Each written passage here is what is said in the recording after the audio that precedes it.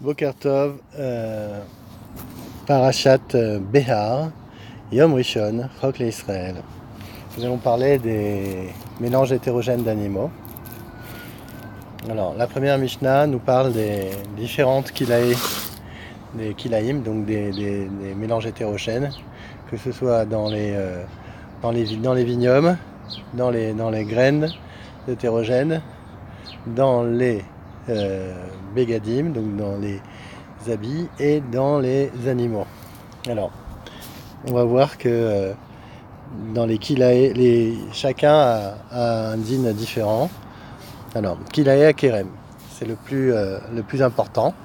Le kilaé akerem, donc il est assour, milizroa, milkayem. On n'a pas le droit du tout de planter à côté d'une vigne, comme on l'a vu dans les Mishnayot précédentes, des espèces hétérogènes, notamment du blé ou de l'orge, et donc il faut s'éloigner, comme on l'a dit. Donc on n'a pas le droit ni de planter, ni de conserver des choses qui ont déjà été plantées. Et encore plus que ça, Ve'asurin be'anaa, on n'a pas le droit d'en profiter.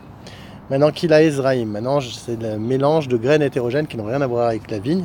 C'est deux graines des graines hétérogènes. Alors, lui il est un petit peu moins fort. Asurin Melizroa, donc on n'a pas le droit bien entendu d'en planter. Ou Milekayem, de les conserver si on en a planté. Ou Mutarin Bachila, là on aurait même le droit d'en manger. Vechol Sheken Beana, si déjà on a le droit d'en manger, c'est sûr qu'on a le droit de les vendre ou d'en profiter. Maintenant, Kilae Begadim, Mutarin Bechol Davar. On a le droit d'utiliser des Kilae Begadim, donc le chatnez, ce qu'on appelle le chatnez, d'un mélange de laine et de lin. Et ça, on a le droit de tout faire. Venan Asurin et la Melilbosh. Et la seule interdit qu'il y a sur les Kilae Akerem, sur le chatnez, c'est uniquement de les revêtir. Kilae Behema, Mutarin, Negadel ou le Kayem. Donc quand on fait des croisements, on a le droit de les faire grandir, et si on les avait déjà fait, on a le droit de les élever. Veno Asurin et la Melervia, et on n'a pas le droit, le seul issour qu'il y a, c'est de les accoupler. Mais nous, s'ils ont été, on a le droit de les élever. Kelae Behema Surin Zebazé. Et on voit que il est aussi interdit d'accoupler un animal, par exemple issu d'une jument et d'un âne, avec celui qui est né d'un ânesse et d'un cheval. Donc c'est-à-dire que si j'ai un kilaïm qui vient d'un jument et d'une ânesse, et un autre qui vient d'un jument et d'une ânesse, j'aurais pu croire que c'est à peu près c'est la même espèce. Non, sachant qu'ils viennent des deux des kilaïm, on n'a pas le droit de les accoupler non plus. Mishnah Bet. Behema im behema, vechaya im chaya. Donc un animal domestique avec un animal sauvage. Behema im chaya, vechaya im behema. Donc un animal sauvage avec un animal domestique. Tmea im tmea. Donc un animal qui vient d'un croisement. Tame im tmea, veteora im teora. Vetmea im teora, veteora im tamea, asurin lacharosh, velimshor, velanig. C'est interdit, donc tout ça. Donc quand il y a donc des animaux impurs avec des purs, des animaux sauvages avec des domestiques, c'est interdit donc de cultiver et de les relier par une courroie ensemble. Amanig sofek et arbaim, ve'ayoshev bekaron sofek et arbaim. Donc celui qui conduit sera coupable de 40 coups de fouet.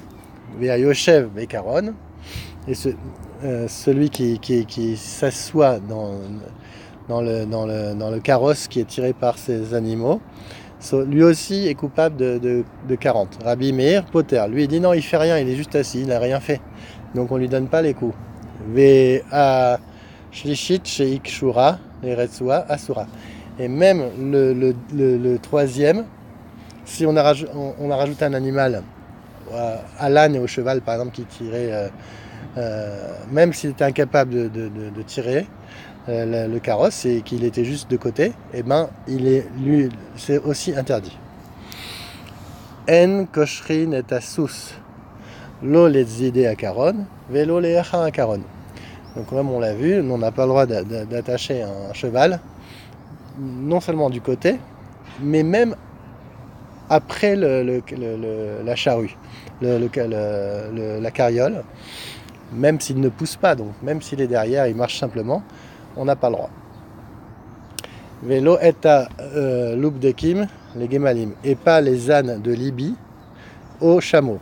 Rabbi Yodi Omer, kol anoladim minasus, afalpi shehavien hamor, mutarim zemeze. Donc tous ceux qui descendent d'un sous, d'un cheval, eh ben, même si leur père est un hamor, on a le droit de labourer avec. Vechen anoladim mina hamor. Et pareil pour ceux qui ont un ascendant qui est un âne, eh ben, on a le droit de cultiver avec. Afalpi shehavien sus. Mutarim ze imze. Aval anoladim mina sus. Im anoladim me'achamor asurim ze imze. Comme on a vu dans la première Mishnah. Par contre, si je mets sur ma charrue des bêtes qui sont nées d'une jument et des bêtes qui sont nées d'un hamor, d'un âne, je les mets ensemble, alors c'est interdit de cultiver ensemble. Ensuite, En koshrin et asus, donc ça on l'a fait. Mishahe, à Proutiot, à Sourot, et à Ramach Moutar. Les Proutiot, c'était des mulets dont on ne connaît pas vraiment la provenance. On ne sait pas si la mère est une jument ou une ânesse. Par contre, le Ramach, donc ça c'est Assour, et le Ramach, par contre, qui est issu d'une jument, lui, il est permis. Ve adne asade. Donc le adne asade, ce sont des singes de bois. Il y en a qui disent que c'est une bête sauvage.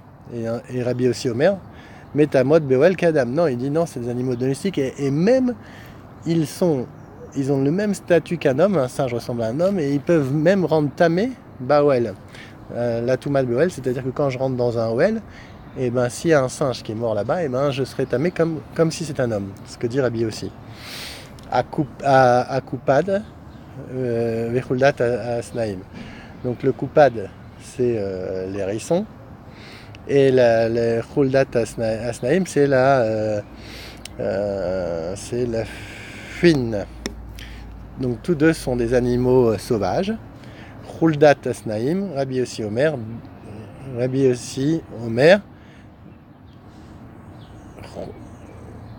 Bet Shammai Omrim, Metame Kazaïd Bemassa. Il lui dit que la fuine, ils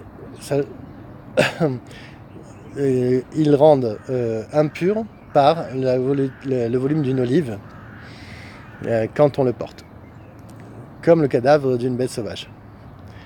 Et Keadashan Bemaga, et comme une portion d'une taille d'une lentille qui rend impur celui qui touche, comme le cadavre d'un reptile. Donc il a une double casquette, entre guillemets. Il a la khumra des bêtes sauvages, donc quand on le porte c'est kazaït, comme une olive, et il est comme le cadavre d'un reptile si on touche comme une hadash, donc comme le volume d'une lentille. Shorbar, min bema. Et donc là on va parler du buffle. Shorbar min bema. On dit que c'est un animal domestique. Rabbi aussi Omer, min chaya. Non, on lui dit c'est un animal sauvage. Kalev min chaya. Le chien c'est un animal sauvage. Rabbi Omer, min bema. Et toujours la même marloquette. Rabbi aussi lui dit non, c'est un animal domestique. Chazir min bema. C'est le chazir, lui c'est un animal domestique. Le harod, c'est le mulet min chaya, c'est un animal sauvage.